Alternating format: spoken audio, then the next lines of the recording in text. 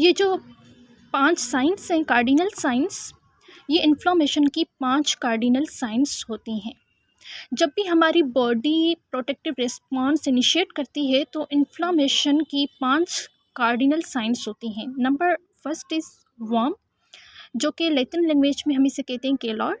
Number second is redness, जो कि Latin language में हम इसे रूबोर कहते हैं। नंबर थर्ड इज़ स्वेलिंग, जैसे कि हम उसे लैटिन लैंग्वेज में ट्यूमर कहते हैं। नंबर 4 इज़ पेन, जिसको हम लैटिन लैंग्वेज में डेलॉर कहते हैं। Number 5 is loss of function, जिससे हम लैटिन लैंग्वेज में फंक्शोलाइसा कहते हैं। So for example dear students, bee sting, मधुमक्खी जब भी हमें काटेगी हमारी उंगली को, या फिर हमारी उंगली को मतलब कि किसी नाइफ़ वगैरह से, किसी चाकू वगैरह से कट आ जाएगा, तो वो एरिया वार्म होगा। जब हम उसे टच करेंगे तो वो टच पर वार्म फील होगा। और नंबर सेकंड रेडनेस, वो हमारा पार्ट रेड हो जाएगा because of flowing of the blood. जो ब्लड का फ्लो होगा वो ज़्यादा होगा, जिस वजह से रेडनेस हो गया होगा वो पार्ट। नंबर थर्ड इज़ सोइलिंग, वो सोइल हो जाएगा, हमारा पार्ट सूज जाएगा। और पेन, मतलब कि पेन हमें फील होगा ना उस पार्ट पर। और लॉस ऑफ फंक्शन, फिर हम अपनी उंगली से इतना काम नहीं कर पाएंगे, हमारी उंगली लॉस ऑफ फंक्शन हो जाएगी। तो that's why it means loss of function. So अब हमारे टाइप्स आ जाते हैं इन्फ्लामेशन के टाइप्स। इन्फ्लामेशन दो तरीके की हो सकती है, एक एक्यूट है, दूसरी क्रोनिक है। तो जो एक्यूट है वो शॉर्ट ड्यूरेशन तक होती है, जो कि लेस देन 2 वीक्स तक मतलब कि ठीक हो जाती है। और दूसरी है क्रोनिक, जो कि लॉन्ग ड्यूरेशन तक चलती है, जो कि मतलब कि मोर देन 2 वीक्स भी हो सकती है। लेकिन इट डजेंट मीन्स के जो भी डैमेज या इंजरी शुरू होती है वो एक्यूट से ही शुरू होती है। अगर वो एक्यूट तक सही हो जाए, इस ड्यूरेशन तक सही हो जाए, या फिर इससे लेस भी 1 वीक तक भी मतलब कि ठीक हो जाए, तो एक्यूट में आ जाता है। लेकिन ये फिक्स मतलब कि नहीं है ड्यूरेशन के, मतलब कि लेस देन 2 वीक्स हो तो ये ठीक है। तो डियर स्टूडेंट्स, इसका ये मतलब है कि जो भी डैमेज आता है, जो भी इंजरी होती है, वो एक्यूट से शुरू होती है। अगर वो डैमेज या इंजरी परसिस्ट रही हमारी बॉडी के अंदर, इस 2 वीक्स से ज़्यादा, 3 वीक्स से ज़्यादा रही, तो हमारी क्रोनिक में आ जाएगी। तो क्रोनिक में हमारे क्या आ जाते हैं, लॉन्ग ड्यूरेशन, और ज़्यादा 2 वीक्स मतलब कि टाइम लगेगा उसको हील करते हुए। 2 वीक्स से ज़्यादा मतलब कि 3 वीक्स, 4 वीक्स, 1 मंथ, या फिर 1 साल भी लग सकता है। जैसे कि निमोनिया है, निमोनिया के मतलब कि इनिशियली जो साइन सिम्टम्स होते हैं, अगर निमोनिया को स्टार्टिंग वाले डेज़ में वो ख़त्म हो जाए तो ठीक है। अगर वो कॉम्प्लिकेटेड में चली जाए, टीबी में चली जाए, तो वो क्या हो जाएगी, क्रोनिक हो जाएगी, like that. So acute inflammation is really important. So let's see कि एक्यूट इन्फ्लेमेशन का मैकेनिज़्म कैसे होगा। तो इसका मैकेनिज़्म 2 मतलब के मैकेनिज़्म में हमने डिवाइड कर दिया है। एक वेस्कुलर इवेंट्स है, दूसरा सेलुलर इवेंट्स है।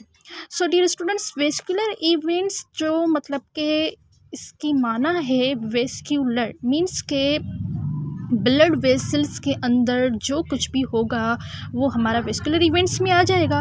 और सेलुलर इवेंट्स मींस के ब्लड सेल्स के अंदर जो भी चेंजिंग आएंगी, जो भी मैकेनिज़्म होगा, वो हमारा सेलुलर इवेंट्स में आ जाएगा। सो यहाँ है वेस्कुलर इवेंट्स। वेस्कुलर इवेंट्स में नॉर्मली क्या होता है कि जो हमारी हार्ट होती है, हार्ट से जो हमारा ब्लड आता है वो आर्टरीज़ में आता है, जो आर्टरीज़ के बाद आर्ट्रियोल्स में आता है, फिर कैपिलरीज़ में आता है, फिर वेन्यूल्स में, फिर वेन्स में, फिर वापस हार्ट में आता है। तो स्टूडेंट्स, मैं आपको इस फिगर में क्लियर करती हूँ कि यहाँ से ब्लड आएगा, ब्लड का फ्लो होगा आर्टरीज़ में। आर्टरीज़ जो कि मतलब के एक मतलब कि बड़ी आर्टरीज़ होती हैं जिनमें ब्लड का फ़्लो ज़्यादा मतलब कि होता है। वो ब्लड फ़्लो स्टार्ट मतलब कि आर्टरीज़ में जब आएगा तो आर्ट्रियोल्स में जाएगा। मतलब आर्ट्रियोल्स फिर वो क्या होती हैं, मतलब कि बारीक सी हमारी नसों होती हैं जिसमें ये ब्लड जाता है।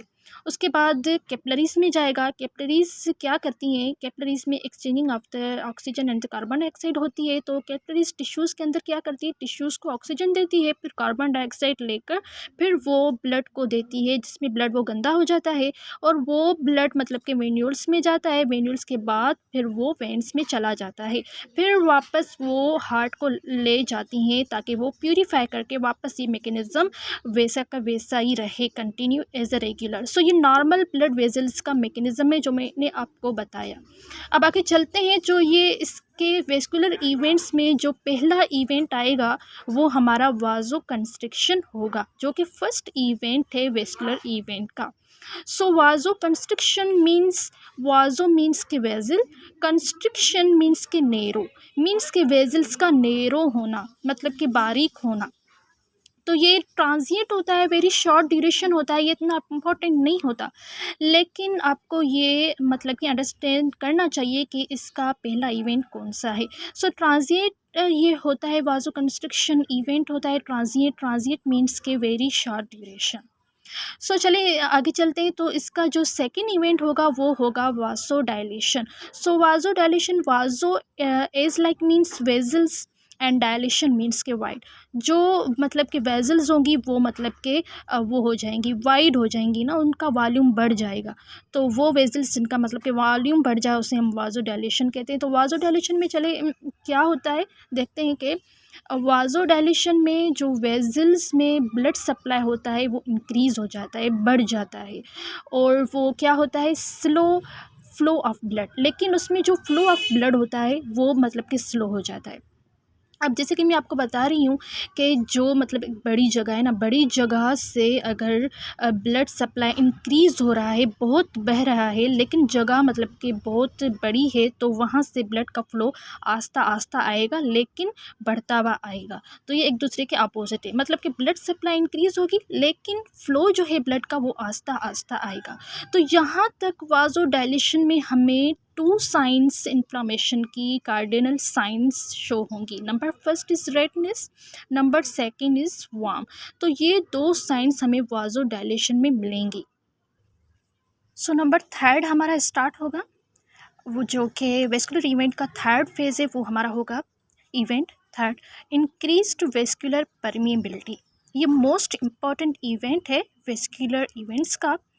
तो इसमें इंक्रीज्ड वेस्कुलर परमिबिलिटी होगी, जिसको हम हॉल मार्क कहते हैं। हॉल मार्क और इज इंक्रीज्ड वेस्कुलर परमिबिलिटी।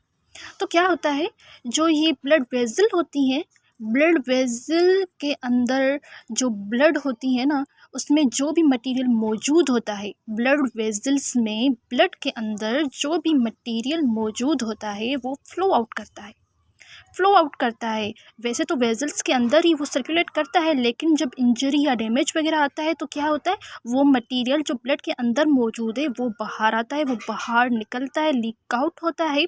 जैसे कि इसमें आप देख सकते हैं कि ब्लड वेजल्स में ये जो इसकी वॉल है वो एंडोथेलियल सेल्स की बनी हुई होती है। ये एंडोथेलियल सेल्स हैं। तो एंडोथेलियल सेल्स के बीच में से एक गैप बन जाता है, गैप फॉर्मेशन होती है, जहाँ से वो मटेरियल जो ब्लड के अंदर मौजूद होता है वो लीक आउट हो जाता है, बाहर फ्लो करता है। तो कैसे करता है मैं आपको यहाँ पे क्लियरिफाई करती हूँ। जैसे कि ये ब्लड वेजल है, यहाँ पे ये जो मतलब के एंडोथेलियल सेल्स हैं इनके बीच में गैप आ जाएगा। गैप कैसे आएगा, तो ये गैप ऐसे आएगा कि जो एंडोथेलियम सेल्स हैं वो खुद ब खुद कॉन्ट्रैक्ट हो जाएंगे, सिकुड़ जाएंगे, जिसकी वजह से ये गैप बन जाएगा तो वो फ्लो आउट करेंगे मटेरियल जो कुछ ब्लड के अंदर है। तो ये गैप कौन करवाता है, ये मेडिएटर्स करवाते हैं, केमिकल्स होते हैं, ये हम आगे डिस्कस करते हैं। तो ये मेडिएटर्स गैप फॉर्मेशन करवाते हैं ब्लड वेजल्स के अंदर जो कि एंडोथेलियल सेल्स के बीच में हैं। तो नंबर सेकंड इसका रीज़न क्या है, एक तो ये गैप फॉर्मेशन बनने से जब ये एंडोथेलियम सेल्स कॉन्ट्रैक्ट होते हैं, फिर इसके बीच में ये गैप बन जाता है और फिर ये लीक आउट होता है जो कुछ भी होता है ब्लड के अंदर। तो सेकंड इसका ये रीज़न है कि वो गैप क्यों बनता है, वो मतलब के टू रीज़न्स हो सकते हैं एंडोथेलियम डैमेज। तो एक तो WBCs हमारी बॉडी के ही होते हैं, वो खुद मतलब कि गैप करवाते हैं। नंबर सेकंड डायरेक्ट ट्रॉमा या इन्फेक्शन, जो भी हमें इन्फेक्शन लगता है वो डायरेक्ट एंडोथेलियम सेल्स को मतलब कि ख़त्म कर देते हैं, तो उस वजह से भी वो जो भी मटेरियल है वो लीक आउट हो जाता है। सो नंबर 4 इसका लास्ट जो मतलब के लास्ट है इसका इवेंट वो होगा stasis. The word stasis means के स्टे। सो स्टूडेंट्स, यहाँ ये जो है ना, ये नॉर्मल एक ब्लड वेसल है जिसके अंदर ये मतलब कि आप देख सकते हैं ये एंडोथेलियल सेल्स हैं। एक नॉर्मल ब्लड वेसल ऐसे होती है। जब भी इंजरी या डैमेज हमारी बॉडी के टिश्यूज़ को लगता है तो उस ब्लड वेसल में क्या होता है, फर्स्ट ऑफ ऑल कौन सी चेंजिंग आ जाती है, वाजो कंस्ट्रक्शन आ जाती है। जो ये एंडोथेलियल सेल्स हैं वो इनके बीच में मतलब ये पूरी जो ब्लड वेसल है ना, तो ये मतलब कि सिकुड़ जाती है थोड़े टाइम के लिए, जैसे मैंने आपको पहले ही बताया था। तो ये सिकुड़ जाती है, कॉन्स्ट्रिक्ट हो जाती है। उसके बाद क्या होता है, वाजो डायलेशन हो जाती है। फिर यही वेसल मतलब कि डायलेट हो जाती है, वाइड हो जाती है। और उसके बाद क्या होता है, परमिएबिलिटी। इसकी परमिएबिलिटी बढ़ेगी। क्यों? क्योंकि इसके बीच में गैप आ जाता है। जैसे आप ये देख सकते हैं कि एंडोथेलियल सेल्स के बीच में गैप आ जाएगा, जिस वजह से जो कुछ भी ब्लड में मटेरियल है वो लीक आउट हो जाएगा, फ्लो आउट हो जाएगा।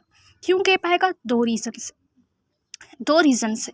एक तो मैंने आपको पहले बताया था, या तो वो खुद मतलब कि एंडोथेलियल सेल्स कॉन्ट्रैक्ट हो जाएंगे जिसकी वजह से मतलब कि गैप फॉर्मेशन बन जाएगी।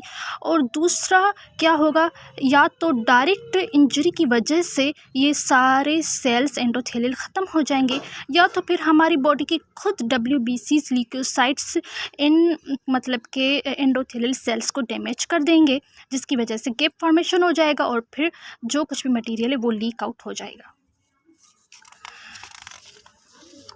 सो now here are the cellular events. अब हम सेल्यूलर इवेंट्स को क्लियरिफाई करेंगे। तो सेल्यूलर इवेंट्स, जैसे कि मैंने आपको बताया कि मतलब कि ब्लड सेल्स में हमारा सेल्यूलर इवेंट्स होगा। मतलब कि सेल्स तो हमारी पूरी बॉडी में मौजूद है, लेकिन स्पेशली ये सेल्यूलर इवेंट्स मतलब कि हमारी ब्लड के जो भी सेल्स हैं उसमें ये सेलुलर इवेंट्स होते हैं।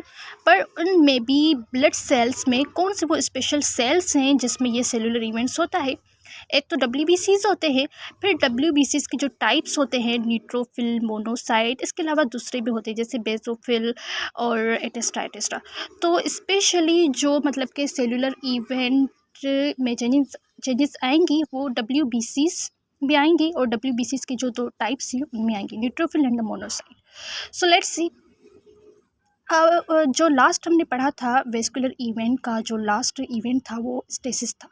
तो स्टेसिस में जब वो ब्लड का फ्लो मतलब के रुक जाता है और वहाँ से जो मटेरियल होता है वो आस्ता आस्ता मतलब कि फ़्लो आउट होता है, लेकिन उसकी ब्लड सप्लाई इंक्रीज़ हो जाती है, मैंने आपको बताया था। तो स्टेसिस के बाद क्या होगा, सेलुलर इवेंट में फर्स्ट जो इवेंट होगा वो मार्जिनेशन होगा। सो द वर्ड मार्जिनेशन जैसे कि साइड में हम ऐसे मार्जिन होती है फिर ऐसे जाती है, तो इस तरीके की मार्जिन को हमने नाम दिया है मार्जिनेशन। सो लेट्स सी, ये हमारी एक ब्लड वेसल है। तो नॉर्मली ब्लड वेसल में क्या होता है, जो भी हमारी बॉडी के अंदर इस वक्त नॉर्मली ब्लड वेसल्स हैं, तो उस ब्लड वेसल्स में ये जो न्यूट्रोफिल्स होते हैं, WBCs होती हैं, RBCs होते हैं, न्यूट्रोफिल्स होते हैं, वो बीच पर होते हैं। वो बीच पर होते हैं और जो प्लाज्मा होती है वो साइड्स पर होती है, मार्जिन्स पर होती हैं। इनको हम मार्जिन्स बोलते हैं। तो नॉर्मली ये ब्लड वेसल्स से तो ऐसे होती हैं, बीच में ये जो कुछ भी मटेरियल है वो बीच पर होता है, बीच पर ही फ्लो करता है, नीचे फ्लो नहीं करता, ऊपर फ्लो नहीं करता। और इसकी जो मार्जिन्स पर होती हैं वो प्लाज्मा होती हैं। तो अब क्या होगा, जब ब्लड सेल्स मूव करेंगे towards periphery of blood vessels because of stasis, slow blood flow, तो हमारे जो ये ब्लड सेल्स है ना, ये हमारे मतलब के ऊपर चले जाएंगे या फिर नीचे आ जाएंगे, क्योंकि ये जो प्लाज्मा है ये प्लाज्मा हमारा लीक आउट हो जाएगा। जो मैंने आपको बताया था परमिएबिलिटी में कि जो भी मटेरियल है ब्लड का वो लीक आउट हो जाएगा। तो लीक आउट होने की वजह से ये प्लाज्मा मतलब के ब्लड वेसल से बाहर लीक आउट हो जाएगा, तो ये ब्लड प्लाज्मा वाली जगह खाली हो जाएगी, जिस वजह से क्या होगा, ये जो बीच वाले हैं ना ये भी मतलब कि प्लाज्मा की जगह पर आ जाएंगे। तो स्टेसिस की वजह से, स्लो ब्लड फ्लो की वजह से जो कुछ भी मतलब के ब्लड सेल्स हैं वो मूव कर जाएंगे नीचे और प्लाज्मा लीक आउट हो जाएगी इस ब्लड वेसल्स के बाहर। तो मैं आपको स्टूडेंट्स बताती जाऊँ कि प्लाज़्मा और ब्लड और सीरम में क्या फ़र्क है। तो ये मतलब हमें कन्फ्यूजन होती है। तो प्लाज़्मा और ब्लड में हमारा क्या-क्या मौजूद होता है। एक तो प्लाज़्मा मौजूद होती है, दूसरा सेल्स मौजूद होते हैं और प्रोटीन कोagulation मौजूद होते हैं। ब्लड में ये 3 चीज़ें मौजूद होती हैं। लेकिन अगर हम ब्लड से ये सेल्स मतलब कि निकालें, तो जैसे आरबीसीज़, डब्ल्यूबीसीज़, प्लेटलेट्स अगर हम मतलब कि निकाल लें तो क्या बचेगा? मतलब कि हमारा जस्ट जो है कि प्रोटीन्स बचेंगे और प्लाज़्मा बचेगी। तो वाटर लाइक लिक्विड प्लाज़्मा बचेगी जब हम सेल्स को मतलब कि निकाल लेंगे ब्लड से, तो जस्ट प्लाज़्मा बचेगी ना। लेकिन अगर हम जो कि है ना प्लाज़्मा से भी जो कि हैं प्रोटीन्स मतलब के निकाल दें, तो क्या होगा? सीरम बनेगा। सो मैं आपको यहाँ क्लियर करती हूँ। तो जब ब्लड से हम सेल्स निकाल लेंगे तो क्या बचेगा? प्लाज़्मा बचेगा। लिक्विड लाइक होता है वो प्लाज़्मा बचेगा, सेल्स नहीं होंगे, प्लाज़्मा बचेगा। तो ब्लड से सेल्स निकालेंगे तो प्लाज़्मा बचेगा। तो प्लाज़्मा से फिर अगर हम कोagulator फैक्टर निकाल देंगे। कोagulator फैक्टर वो होता है जो ब्लड को जमा के रखता है, ब्लड को एक गोला बना देता है। अगर उसमें ये फैक्टर मतलब के ना हो तो वो ऐसे बन जाती है।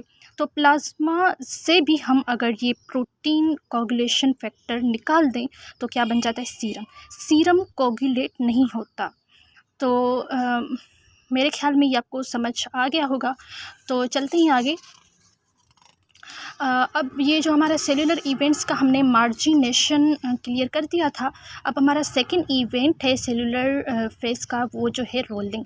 तो जस्ट लाइक ऐसे ये मैंने जो ऐसे सर्कल बनाया है और ये एरोज़ दिए हैं, तो रोलिंग ऐसी होती है। जैसे हम आम तौर पर कॉमनली समझते हैं कि जैसे कोई भी चीज़ रोल होती हो सर्कुलर में। तो रोलिंग कैसे होगी? जो मैंने आपको बताया कि ब्लड वेज़ल के अंदर जो भी हमारे ब्लड सेल्स होंगे, न्यूट्रोफिल, डब्ल्यूबीसीज़, तो वो प्लाज़्मा जब लीक आउट हो जाएगा तो वो सारे नीचे आ जाएंगे, वो रोल होते हुए नीचे आएंगे। जैसे कि मैंने यहाँ पर एरो दिए हैं, ये यहाँ पर रोल होते हुए यहाँ एंडोथेलियल सेल्स की वाल से अटैच हो जाएंगे। कैसे अटैच होंगे? तो मेडिएटर्स के थ्रू ये जो मतलब के न्यूट्रोफिल्स होंगे, डब्ल्यूबीसीज़ होंगे, वो मेडिएटर्स के थ्रू इस वाल से, एंडोथेलियल वाल से अटैच होंगे। मेडिएटर्स केमिकल्स होते हैं। तो इसमें एक adhesion molecules, cellular adhesion molecules होते हैं जो एज मेडिएटर्स काम करते हैं, जो इन सेल्स को इस वाल से अटैच करने में हेल्प करते हैं। तो वो कौन से होते हैं मेडिएटर्स? उसका नाम है selectin. Selectin cellular adhesion molecule है जो कि इन डब्ल्यूबीसीज़ प्लेटलेट्स को इस वाल से अटैच करने में हेल्प करते हैं, लेकिन लूज़ मतलब कि ना कनेक्ट करते हैं। ये लूज़ कनेक्टिंग मतलब कि कनेक्शन करते हैं, इतनी फर्म नहीं करते। तो ये सिलेक्टिन मेडिएटर्स कहाँ मौजूद होते हैं? Present on the endothelium cells पर मौजूद होते हैं। तो आगे चलते हैं एडिशन। नंबर थर्ड इसका जो इवेंट है वो एडिशन है। तो एडिशन में भी हमारे मेडिएटर्स आ जाते हैं, जैसे कि हमारा एडिशन में इंटीग्रिन्स सेलुलर एडिशन मॉलिक्यूल आ जाता है जो कि फर्म एडिशन करवाता है डब्ल्यूबीसीज़ की एंडोथेलियम सेल्स की वाल से। तो इंटीग्रिन्स डब्ल्यूबीसीज़ पर मौजूद होते हैं, जो चिपकने वाली मॉलिक्यूल्स होते हैं ना, उसको हम मतलब के इंटीग्रिन्स कहते हैं, जो डब्ल्यूबीसीज़ पर मौजूद होते हैं। और लाइजेंड एंडोथेलियम सेल्स पर मौजूद होते हैं, जो चिपकने वाले मॉलिक्यूल्स के साथ चिपकते हैं। फॉर एग्ज़ाम्पल, एक चीज़ चिपकने वाली है और दूसरी चीज़ उसको मतलब के अट्रैक्ट करती है, मतलब वो भी चिपकने वाली है और वो चिपकाने वाली है। तो लाइजेंड हम उससे कहते हैं जो चिपक जाती है चिपकने वाले से। तो मेरे ख्याल में आपको अंडरस्टैंड हो गया होगा। तो आगे इसका जो फेज़ है मतलब कि इवेंट है फोर्थ सेलुलर इवेंट का, वो है पेवमेंटिंग मतलब कि ये जो जहाँ मैंने आपको बताया कि जो बीच में ये जो सेल्स आ जाते हैं रोल होते हुए, तो ये मतलब कि एक के ऊपर एक मतलब कि वो करेगा, पेवमेंट होगा, एक के ऊपर एक, दूसरे के ऊपर दूसरा, फिर ये ऐसे ढेर बन जाएंगे, तो इसे हम पेवमेंटिंग कहते हैं। तो इसका लास्ट जो है ना, सेकंड लास्ट आई थिंक, तो इसका है ट्रांसमिग्रेशन। तो पेवमेंट के बाद क्या होगा, ट्रांसमिग्रेशन होगा, इसको हम डायपीडेसिस भी कहते हैं। मतलब कि शिफ्टिंग होगी ना। अब हमने सब कुछ तो पढ़ लिया, लेकिन आखिरी जो इसका अहम इम्पोर्टेंट मतलब कि होना क्या है वो हम पढ़ेंगे। तो ये जो मतलब कि WBCs, प्लेटलेट्स, ब्लड सेल्स जो कुछ भी हैं, वो अब इसकी जो एंडोथेलियल सेल की वॉल है ना, यहाँ से अब वो निकलेंगे, वो आउट होंगे। कैसे होंगे, मतलब कि ऐसे नहीं कि खुद ही मतलब कि ऐसे आ जाएंगे ना, या कोई चीज़ उसको खींच कर लाएंगी, ऐसे नहीं होगा। मैं आपको यहाँ पे क्लियरिफाई करती हूँ। तो वो ना ऐसे मतलब कि हमारे सेल्स जो है ना, वो जो न्यूट्रोफिल WBCs होंगे, वो उस वेज़ल से कैसे निकलेंगे, वो जो सीडोमोनास होते हैं ना, वो खुद को मतलब कि ऐसे मतलब कि कॉन्ट्रैक्ट करके उस वाल से ऐसे निकलते हैं। फिर वो निकल कर क्या करते हैं, cells movement from blood vessels to interstitium, मतलब कि वो वहाँ से निकलते हैं ब्लड वेजल से, कहाँ जाते हैं, टिश्यूज़ में जाते हैं। उस टिश्यू में जहाँ जिस टिश्यू पर इंजरी या डैमेज हुआ है, वहाँ पर वो WBCs, न्यूट्रोफिल्स वगैरह आएंगे, मूव करके आएंगे। सो जो मैंने आपको दो बताए थे स्पेशल सेल्स, ब्लड सेल्स में जो सेलुलर इवेंट्स के काम करते हैं, वो न्यूट्रोफिल्स और मोनोसाइट्स होते हैं। ठीक है। तो अब लास्ट में है 6 इवेंट है जिसको हम कीमोटैक्सिस करते हैं। इधर आपको शायद अंडरस्टैंड हो जाएगा ओवरऑल।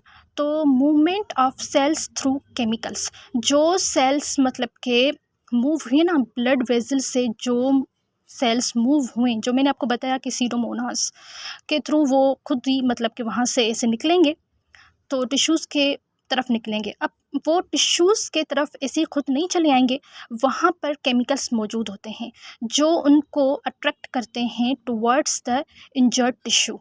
तो वो WBCs कहाँ जाएंगे, टुवर्ड्स द डैमेज टिश्यूज़ जाएंगे, किसके थ्रू, कीमोटैक्सिस, केमिकल्स के थ्रू। केमिकल्स उनको अट्रैक्ट करेंगे कि भाई यहाँ पर ये जो डैमेज्ड टिश्यू है, इधर आप आ जाएं, तो वो उनको लेकर चलेंगे डैमेज्ड टिश्यू के पास।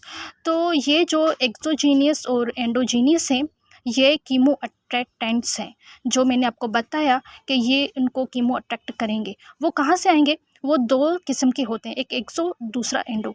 तो एक्सो जो होता है वो बैक्टीरिया के खुद ही जो डिग्रेडेड प्रोडक्ट्स होते हैं वो ही करवाते हैं, या तो उनको वो ले जाते हैं उसकी तरफ, या तो फिर बॉडी खुद केमिकल्स बनाती है कि वो उनको WBCs को इंजर्ड टिश्यूज़ तक ले जाते हैं।